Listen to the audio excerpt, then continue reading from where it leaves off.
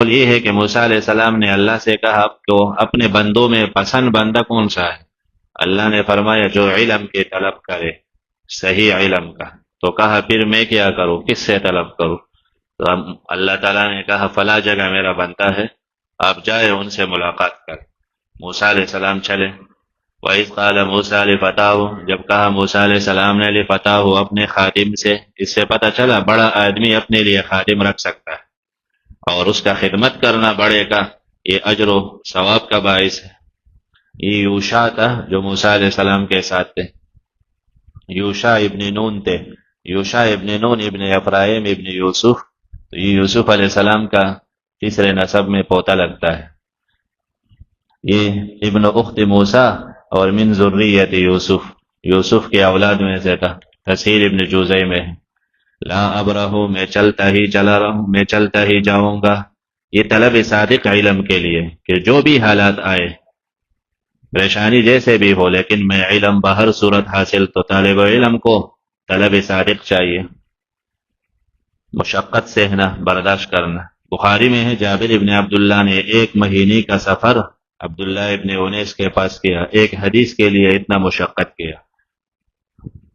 تو یہ ضروری ہے کہ طلب ہو، اور صادق طلب ہو علم کا۔ حتی ابلغا، یہاں تک کہ میں پہنچ جاؤں مجمع البحرین، 2 دریاؤں کے سنگم پر، جہاں دونوں جمع ہوتے ہیں۔ یہ کون سے ہے؟ بعض کہتے ہیں بحر فارس اور بحر روم، جہاں جمع ہوتا ہے۔ ایک قول یہ ہے یہ اسپانیہ میں ہے، جہاں بحر ابیض متوسط ہے وہ جمع ہوتا ہے،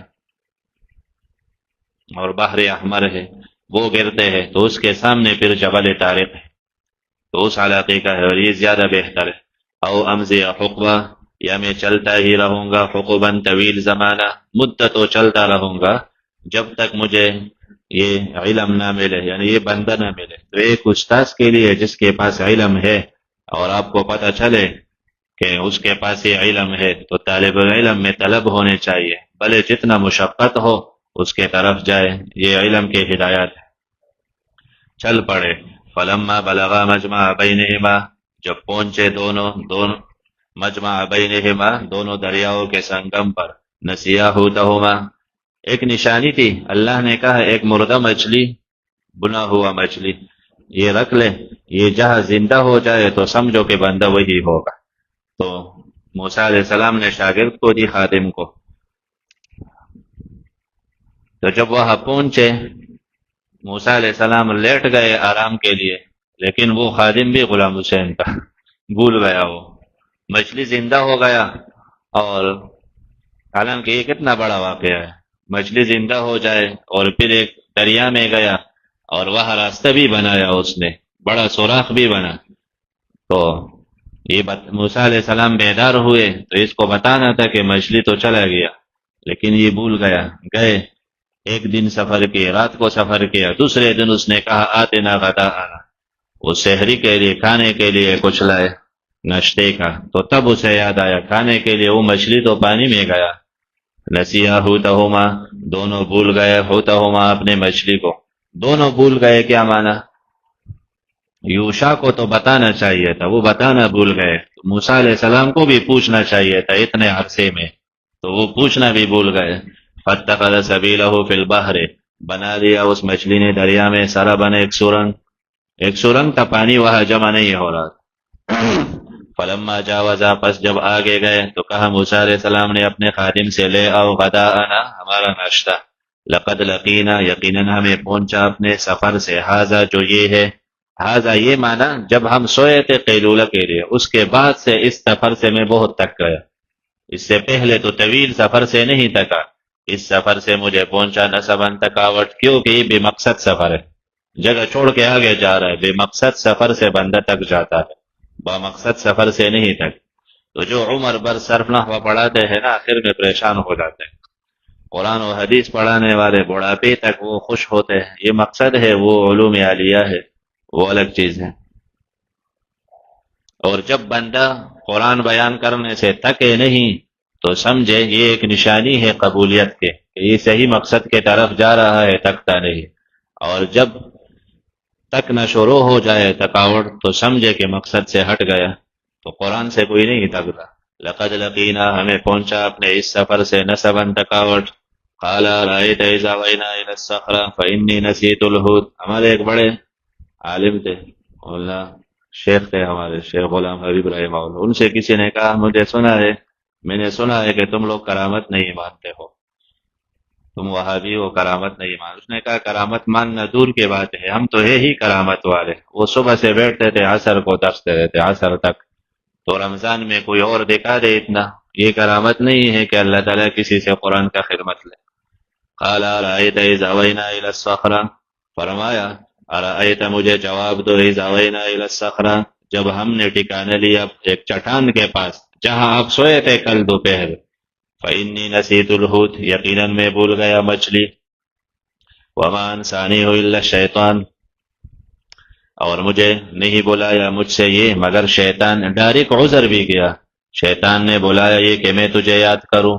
عذر اس لیے کہ موسیٰ علیہ السلام بھی مزاج سے سخت ہے کہ کہا کل تم نے بتایا نہیں، کہا بس شیطان نے ایسا کیا. شیطان نے کیا مانا؟ مسلمان کو تکلیف پہنچے شیطان خوش ہوتا ہے، تو انسان تو خود بھول جاتا ہے لیکن شیطان اس عمل سے خوش ہوا. اور جس عمل سے شیطان خوش ہوتا ہے اس کے طرف نسبت خوشی کا ہے، جیسے حیض کے نسبت شیطان کے طرف ہے کہ شیطان ایک رگ مارتا ہے تو خون نکل، یعنی عورتوں سے نماز رہ جائے تو شیطان خوش ہوتا ہے. یا تصاوب رحمان سے، کسی کو چینگ آئے رحمان سے اور جمائی آئے تصاوب شیطان سے، مانا شیطان خوش ہوتا ہے سستی کے اسباب سے، تو اس کے طرف نسبت بوجہ خوشی کے ہے.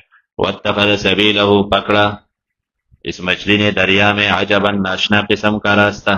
قال فرمایا موسیٰ علیہ ذالک یہی تو ہے ما کننا نبغی جس کو ہم تلاش کرتے تھے، وہ جگہ تو ہم چھوڑ کے آئے آپ وہاں نہیں بتا رہے تھے.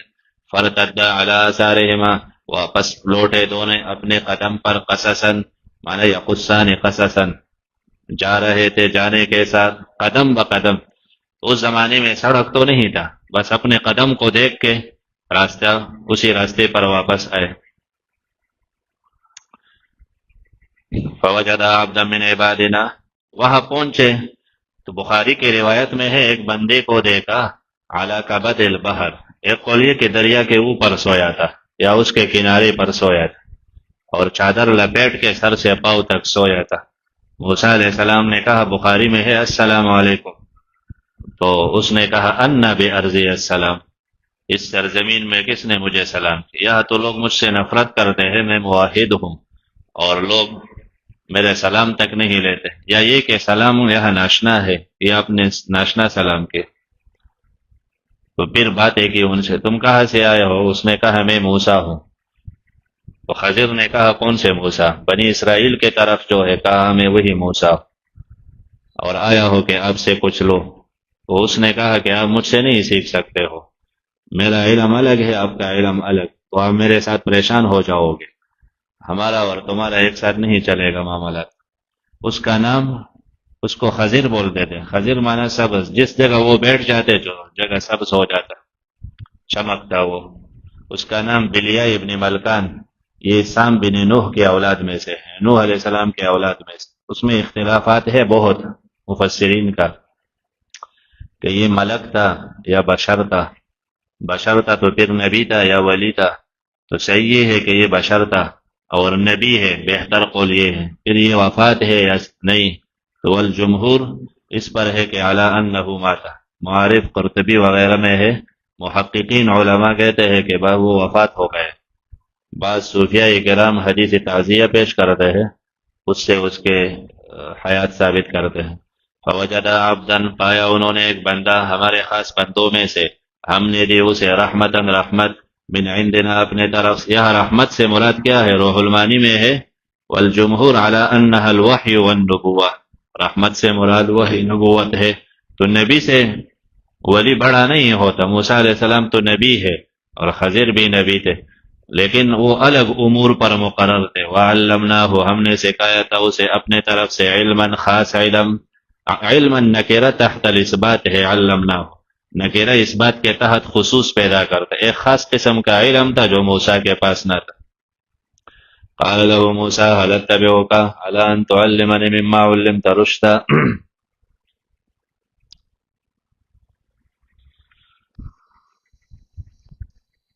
قال له موسیٰ هل اتبعک، کہا اسے موسیٰ علیہ السلام نے، کیا میں تیرے پیچھے جا سکتا ہوں، علی ان، اس شرط پر، تعلمنی مما علمت رشدا، کہ آپ سکھاؤ گے مجھے اس سے جو اللہ نے آپ کو سمجھایا ہے، رشدن بلائی، آپ کو جو علم اللہ نے سمجھایا آپ مجھے وہ دو گے۔ تو اس سے پتہ چلا ایک تو تواضع، حل اتبعو کا، یعنی شاگرد میں تواضع چاہیے، اس کے سامنے جو اس سے زیادہ عالم ہو۔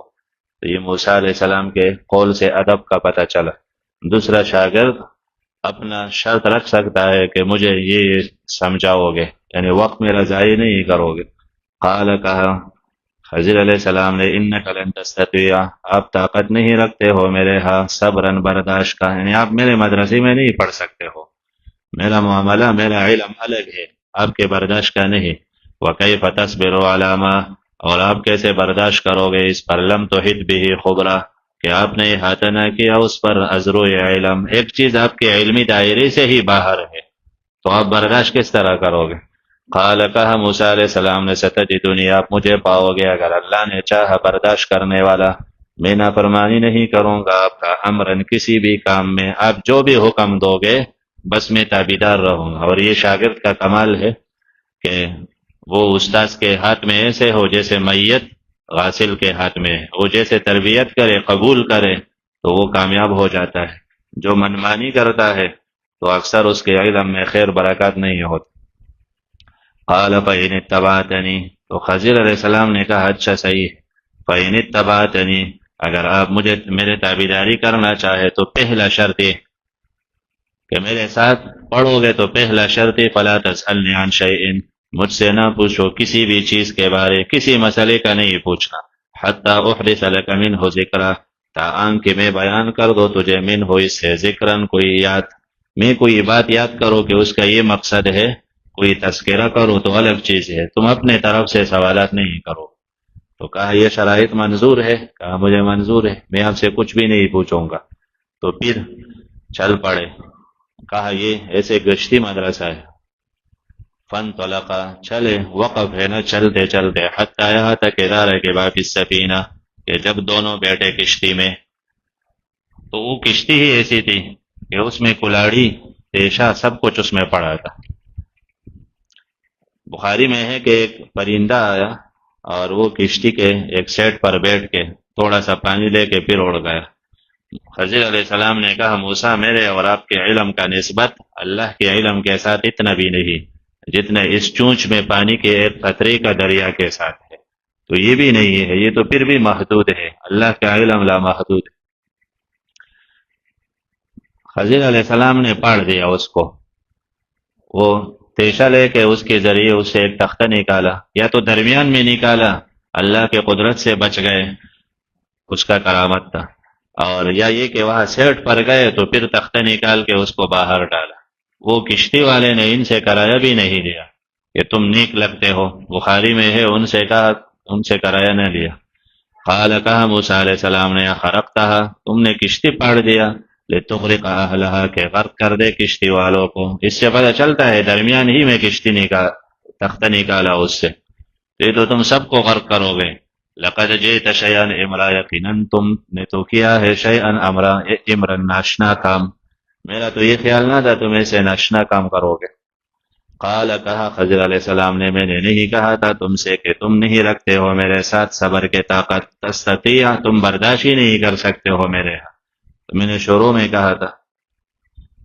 قال، فرمایا موسیٰ علیہ السلام نے، لا تؤاخذنی، مجھے نہ پکڑو، یعنی مجھے سزا نہ دو، بما نسیت، اس جرم کے ساتھ جو میں بھول کے گیا، جو میں بھول گیا اور جو غلطی ہوئی تو اس پر پکڑ نہیں، جان بوجھ کے غلطی کرو تو پھر صحیح۔ ولا ترہقنی، نہ ڈالو مجھ پر میرے معاملے میں عسرا، تنگی، یعنی یہی سے مجھے الگ نہ کر دو اور موقع دو۔ فانطلقا، کہا صحیح ہے، پھر نہیں پوچھنا، چل پڑے، چلتے چلتے اذا لقیا غلاما، جب ملے دونوں ایک لڑکے کے ساتھ، فقتلہ، اس کو مار ڈالا۔ خضر علیہ السلام نے لڑکے کو دیکھ کے دونوں پاؤں سے پکڑ کے اٹھا کے زمین پہ مارا، وہ نہیں مرا، تو پھر اس کو ذبح کیا، تو یہ تو پہلے سے بڑا خطرناک معاملہ تھا۔ قال، کہا موسیٰ علیہ السلام نے، قتلت نفسا، کیا تو نے قتل کر ڈالا ایک نفس کو، زکیۃ، پاک، بغیر کسی نفس کے، اس نے کوئی جرم بھی نہیں کیا، یقیناً شیئا نکرا، تم تو بہت ناشنا کام کے پاس آئے ہو. پہلا عمران اتنا ناشنا نہ تھا، یہ تو اس سے بھی ڈبل ناشنا ہے. قال الم اقل لک، یہ جس لڑکے کو قتل گیا تھا، اکثر تو کہتے ہیں کہ یہ بچہ تھا کم عمر،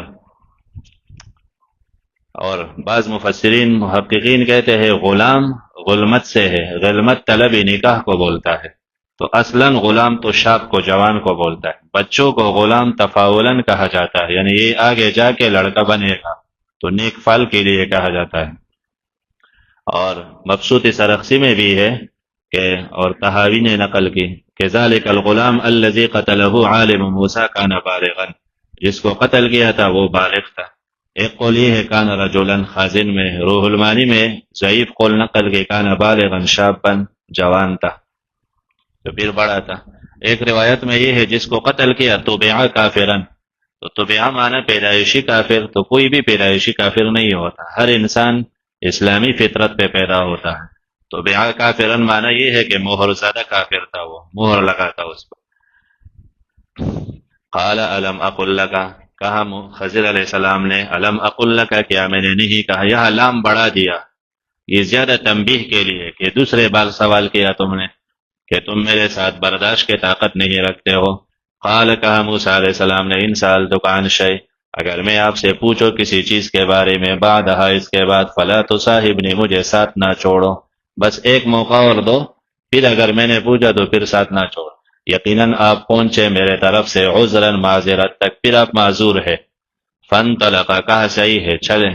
یہاں تک اذا اتیا اہل قریہ، جب آپ پہنچے ایک قریے والوں کے پاس. ایک قول یہ ہے انطاکیہ ہے، ایک قول یہ ایلا شہر ہے، یا سامنے اسپانیہ شہر تھا، مجمع البحرین کے سامنے جبل طارق بلاگ اسپانیہ. استطعما اہلہا، تو انہوں نے کانا مانگا اہلہا، گاؤں والوں سے. انکار کیا انہوں نے یضیفوہما، کہ ان کا اکرام کریں، ان کے مہمان نوازی سے انکار کیا. وہاں دستور یہ تھا کہ صحیح تندرست آدمی ہے تو مانگتے کیوں، کام کاج کیوں نہیں کرتا. فوجدا فیہا جدارا، پایا انہوں نے اس میں ایک دیوار، قریب تھا ینقض، گرنے کو. فاقامہ موسیٰ علیہ السلام نے اس کو، خضر نے اس کو درست کیا. ایک دیوار تھا، اس پہ ہاتھ مارا، بس وہ ٹھیک ہو گیا، صحیح ہوا. یا باقاعدہ اس کو محنت کے ساتھ اس کو درست کیا. موسیٰ علیہ السلام نے کہا لو شئت لاتخذت علیہ اجرا، اگر آپ چاہتے آپ اس کا اجرت بھی لے سکتے تھے، یعنی میرے دین میں اجرت جائز ہے. تو ہم بھوکے ہیں اور یہ لوگ کچھ دیتے بھی نہیں، تو آپ اجرت لے سکتے تھے.